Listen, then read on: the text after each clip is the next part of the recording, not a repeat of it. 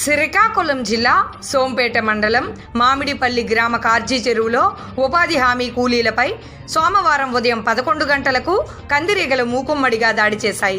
భయంతో సుమారు 79 మంది ఉపాధి కూలీలు పరుగులు తీశారు.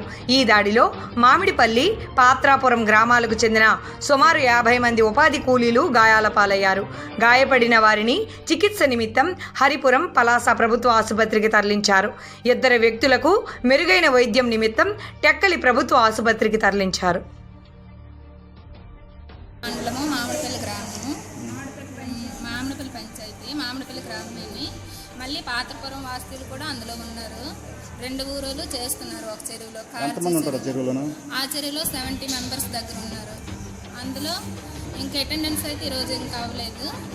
70 మెంబర్స్ ఉన్నారు. 30 మెంబర్స్కి అబౌవ్ బ్యాడ్ అయ్యింది. అందులో 12 మెంబర్స్కి అయితే హాస్పిటల్కి తీసుకొచ్చాం. ఇంకా 2 మెంబర్స్కి అయితే కొంచెం సీరియస్గా ఉంటే బయటకు వెళ్ళి ఉన్నారు. పలాస తీసుకెళ్ళారు ఒక ఫ్రెండ్స్కి. మొత్తం 50 మందికి దాడి చేసి 50 మందికి దాడి చేసాయి. అందరికైతే ఎక్కువ కాదు, వీళ్ళకైతే చాలా ఎక్కువనే దాడి చేస్తాయి. 12 మెంబర్స్కి దాడి చేస్తే హాస్పిటల్ పడుతుంది.